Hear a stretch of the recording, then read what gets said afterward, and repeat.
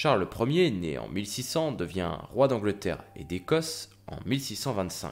En 1627, la France de Louis XIII subit une guerre civile à cause des protestants. Ces derniers se sont enfermés dans la ville de La Rochelle, où le cardinal de Richelieu met le siège. Charles décide donc de soutenir les rebelles et envoie le duc de Buckingham avec une armée pour défendre la ville.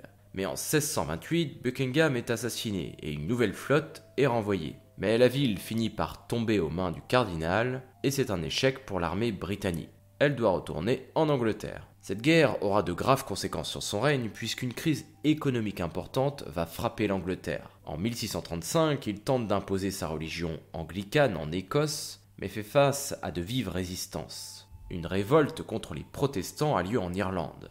Puis en 1642, le Parlement en Angleterre va se soulever contre le roi. Ce dernier avait été souvent malmené par le monarque, qui n'hésitait pas à le dissoudre régulièrement et à faire arrêter certains de ses membres. Une guerre civile éclate alors. C'est la première révolution anglaise. Le Parlement est à l'époque mené par Oliver Cromwell, qui prend la tête de troupes pour renverser le roi. Le 14 juin 1645, le roi subit une importante défaite à la bataille de Naseby. En 1646, en fuite, il décide de se rendre aux Écossais en espérant pouvoir être soutenu. Mais ces derniers vont le livrer au Parlement dès l'année suivante. Le Parlement enverra ensuite des troupes en Irlande pour établir l'ordre et mater l'insurrection. C'est alors que le 11 novembre, le roi prend la fuite. En 1648, les royalistes se soulèvent de nouveau. C'est la deuxième guerre civile. Cette fois-ci, les Écossais soutiennent Charles et entrent en guerre contre l'Angleterre. Oliver Cromwell va rapidement vaincre les rebelles en Angleterre,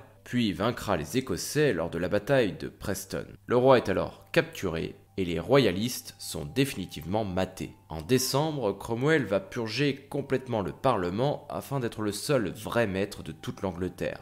Puis, il mettra en place un procès contre le roi. Charles Ier sera alors condamné à mort et décapité le 9 février 1649. Il était alors âgé de 48 ans. Son fils, Charles II, devient le nouveau roi des Écossais. Cependant, le royaume d'Angleterre revient à Oliver Cromwell qui met en place une république.